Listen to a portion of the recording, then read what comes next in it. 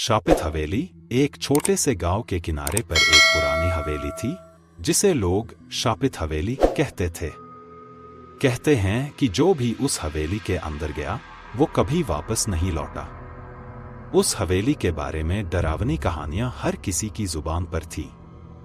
रवि, गांव का एक निडर युवक, हमेशा से इस हवेली के रहस्य को जानने के लिए उत्सुक था।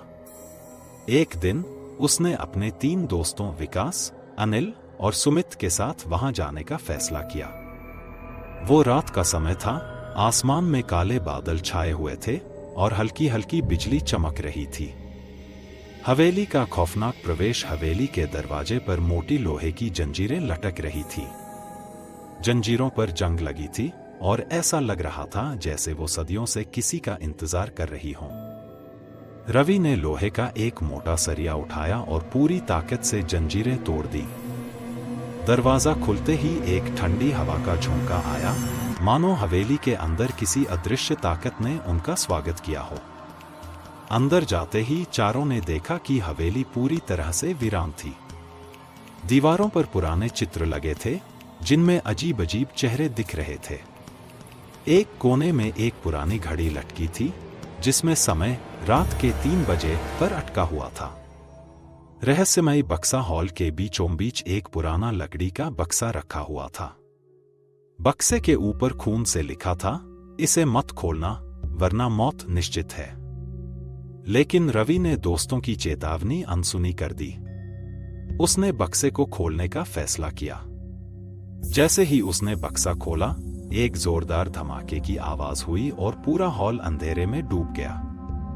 भूतिया ताकत का प्रकोप। अचानक बक्से से धुएं की एक डरावनी परछाई निकली। उसकी आंखें लाल अंगारे की तरह चमक रही थी। परछाई ने तेज आवाज में कहा, तुमने मुझे जगा दिया है। अब तुम सब यहां से कभी नहीं जा पाओगे। हवेली की दीवारें कांपने लगीं और दरवाजा अपने आप बंद हो गया। रवि और उसके दोस्तों ने बाहर भागने की कोशिश की, लेकिन उनके पैर जमीन से चिपक गए। परछाई ने विकास को सबसे पहले उठाया और उसे अंधेरे में गायब कर दिया। इसके बाद सुमित और अनिल की चीखें हवेली में गूंजने लगीं। दोनों की आत्माएं हवेली के कोनों में कैद हो गईं। आखिरी पल रवि अब अकेला बचा था। वह एक कमरे में भागा और उसने दीवार पर खून से लिखा देखा, यहां हर पापी का अंत होता है। तुम्हारा समय भी आ गया है।